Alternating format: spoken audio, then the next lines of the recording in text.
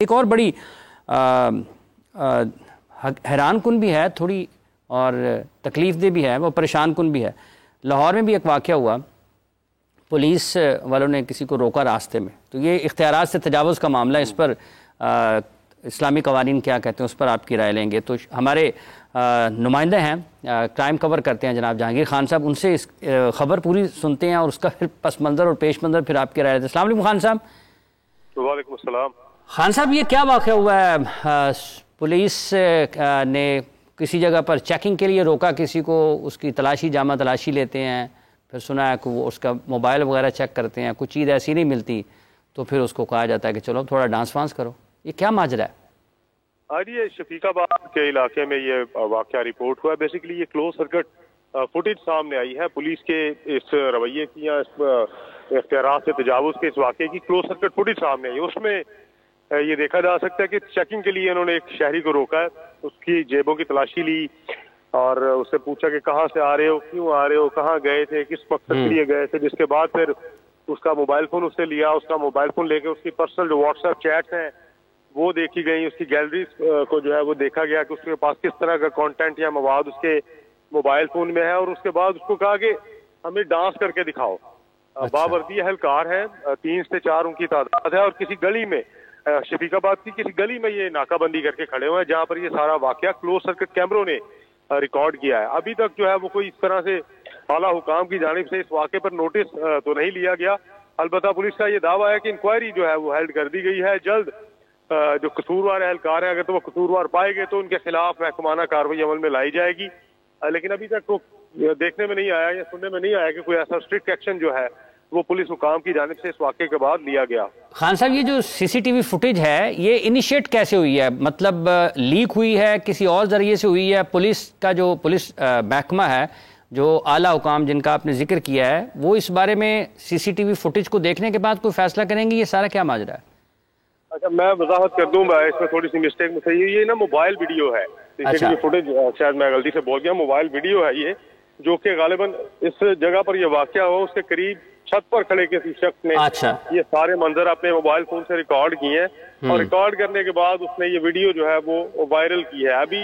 شاید what's app کے groups میں یہ زیادہ وائرل ہے، لیکن مختلف سوشل میڈیا ایپس پر بھی اس کو ڈاؤن لوڈ کرنے کا سلسلہ شروع ہو چکا ہے۔ اب چونکہ سوشل میڈیا پر پولیس جو ہے وہ آلریڈی متحرک ہے، پولیس کا یہ کلیم ہے کیونکہ سوشل میڈیا پیجز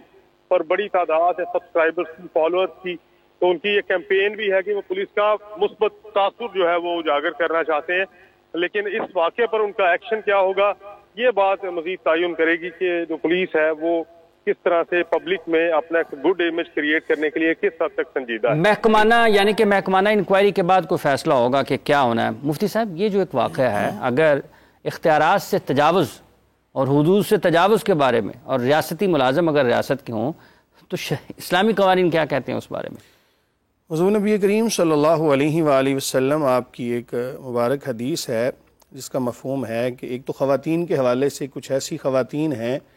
کہ جو جنت کی خوشبو نہیں سونگھ پائیں گی، اور کچھ ایسے افراد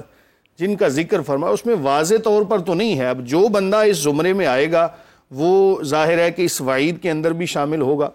حضور صلی اللہ علیہ وسلم نے فرمایا کہ آخر زمانہ میں کچھ لوگ ہوں گے کہ جن کے ہاتھوں میں جس طرح گائے کی دم ہوتی ہے اس طرح کے وہ کوڑے نما ہوں گے، اور لوگ ان سے بڑا خوف کھائیں گے، لوگ بڑا ڈریں گے، تو فرمایا کہ وہ بھی جنت کی خوشبو نہیں سونگھ پائیں گے۔ اگر ہم آج کے اس معاشرے کے اندر دیکھتے ہیں کہ کوئی بندہ سفر کر رہا ہو اور سامنے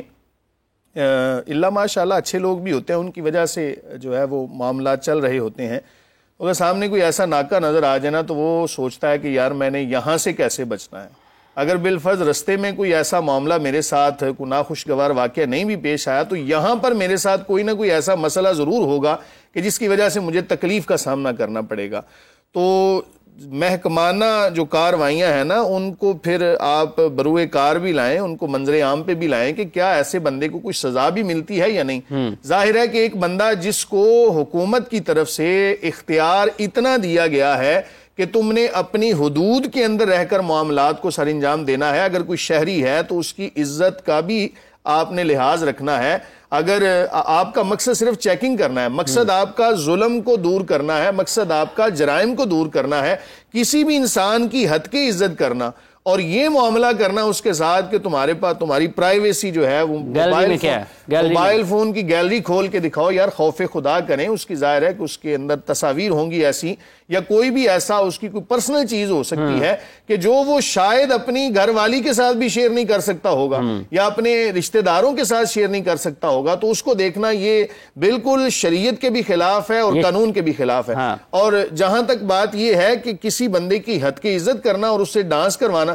اور بھئی ڈانس کروانا یا کسی بندے کو اس طرح رستے میں روکنا، شریعت اس کی بالکل اجازت نہیں دیتی، یہ اسلام کے بھی خلاف ہے اور شریعت کے اصولوں کے بھی خلاف ہے۔ حدود سے تجاوز کا کیس یہ واقعہ نظر آتا ہے، کیس تو بعد میں جب انکوائری ہوگی پتہ چلے گا کیا ہے، لیکن جو ابھی تک خان صاحب نے بتایا جو کہ ہمارے کرائم رپورٹر ہیں ان کے مطابق یہ ایک موبائل ویڈیو ہے اور پولیس اہلکاروں کی طرف سے یہ کچھ ہوا ہے، تو حدود سے تجاوز یہ ذمہ داری آتی ہے پھر کسی کی، جیسے موبائل ہے اگر آپ اس کو تھوڑا سا وسیع تناظر میں دیکھتے ہیں تو یہ بھی چادر اور چار دیواری کا تقدس ہے۔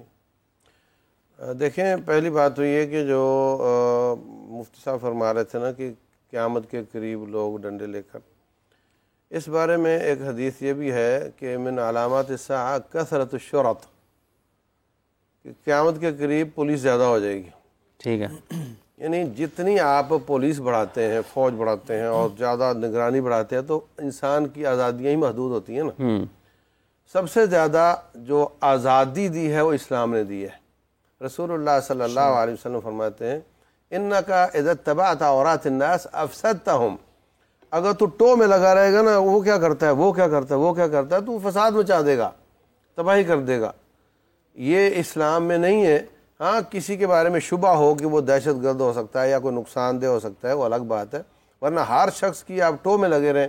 اور اس کی نگرانی کریں، یہ اسلام میں نہیں ہے۔ ٹھیک ہے، تو دوسری طرف رسول اللہ صلی اللہ علیہ وسلم کا فرمان ہے اذا ضیعت الامانۃ فانتظر الساعہ، جب امانتیں ضائع ہونے لگ جائیں تو قیامت کا انتظار کرنا۔ کسی نے پوچھ لیا کہ حضرت اس سے کیا مراد ہے؟ اب ہم تو سمجھتے ہیں کہ میں نے کسی کو پیسے دیے مجھے پورے واپس نہیں کر رہا، امانت ضائع ہو گئی۔ فرمایا یہ سب سے بڑی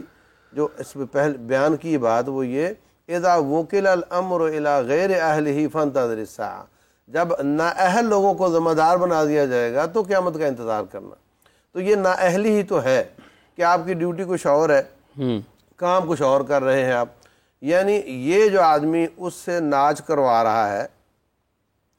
اگر اس کے سامنے سے کوئی واقعتاً یقینی مجرم گزر جائے تو یہ ادھر ناچ ہو رہا ہے اس کو پکڑے گا نہیں پکڑے، وہ تو اپنے کام میں مصروف ہے، وہ کام میں مصروف ہے۔ تو یہ بہت بڑی اگنورنس ہے